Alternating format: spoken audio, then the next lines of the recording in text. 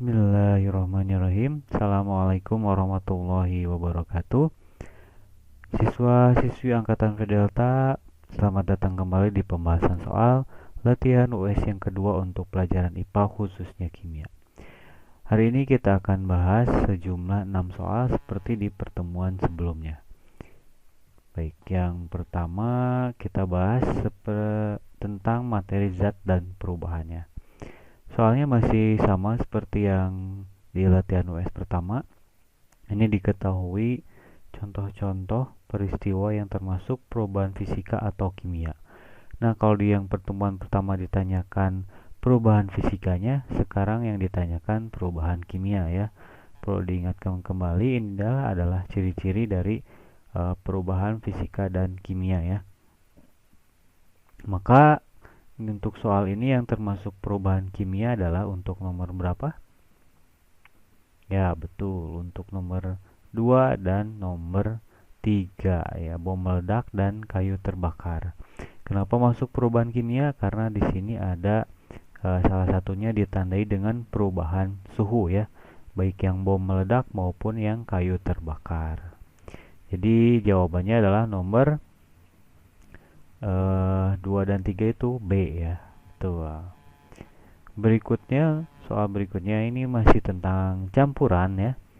Dimana yang ditanyakan di sini campuran yang terbentuk jika tanah dilarutkan dalam air. Maka campur yang terbentuk apa? Heterogen atau homogen? Ya, karena ketika tanah dilarutkan dalam air masih kelihatan partikel-partikel besar tanah yang tercampur dalam air ya, maka dia termasuk campuran heterogen, betul ya, karena di sini adalah campuran seperti membentuk dua fasa atau lebih gitu ya.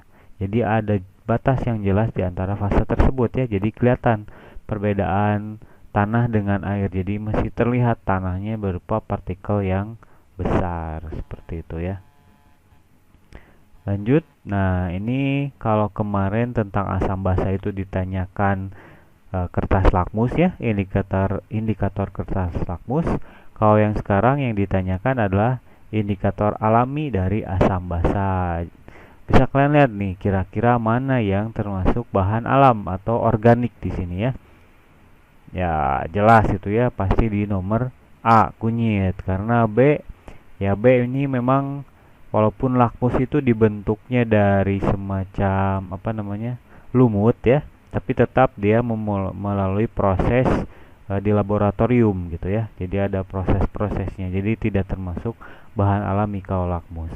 Sama fenolftalin dan metil merah juga bukan termasuk indikator alami, tapi ini masuknya ke kategori larutan indikator. Jadi sama, masih bahan buatan juga. Jadi untuk nomor 21 ini yang digunakan sebagai indikator alami adalah kunyit ya, karena ini bisa digunakan ketika kunyitnya ini dibuat air kunyitnya, ini bisa digunakan sebagai indikator asam basa. Ketika dimasukkan larutan asam, maka nanti kunyitnya akan berubah warnanya jadi lebih cerah gitu ya, kuningnya jadi kuning muda, mungkin kurang lebih seperti itu. Nah, kalau si air kunyit ini dimasukkan basa, maka nanti warnanya akan lebih pekat ya, menuju ke coklat. Jadi bisa untuk membedakan mana yang asam dan mana yang basa seperti itu ya.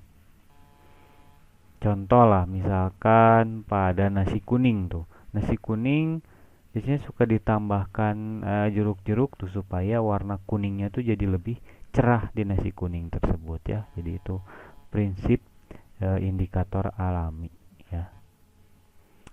Yang berikutnya tentang zat aditif, masih tentang bahan pewarna. Nah, ini cara membedakan sama seperti pertemuan sebelumnya ya. Biasanya kalau yang pewarna buatan itu warnanya sangat mencolok ya. Terus namanya juga ada ya, warnanya namanya aneh-aneh lah gitu. Maka di sini mana yang termasuk pewarna alami? Ya, kurkumin ya, benar. Karena kalau tartazin, sunset yellow dan erythrocin ini termasuk pewarna buatan ya. Memang kurkumin ini nama apa ya? Nama ilmiah untuk apa? Kunyit sebenarnya ya, si kurkumin ini. Nama ilmiah untuk kunyit. Jadi sama seperti tadi ya, bahwa kunyit ini selain bisa digunakan indikator alami juga bisa digunakan untuk pewarna alami juga ya. Seperti itu.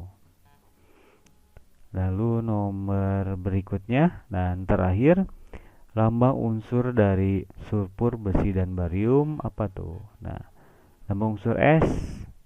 Ya, kita lihat dari opsinya ya, S ya untuk sulfur atau belerang ya. Lalu ada lagi di situ Fe. Nah, Fe untuk ferrum atau besi. Lalu ada istilah lagi B. Nah, B ini untuk boron ya. Lalu lambang unsur Be adalah berilium dan Ba adalah barium. Jadi untuk nomor 23 ini lambang unsur dari sulfur, besi, dan barium adalah nomor ya opsi yang B ya, S, Fe, dan Ba. Seperti itu. Ya, mungkin itu saja anak-anak untuk pembahasan latihan soal kedua.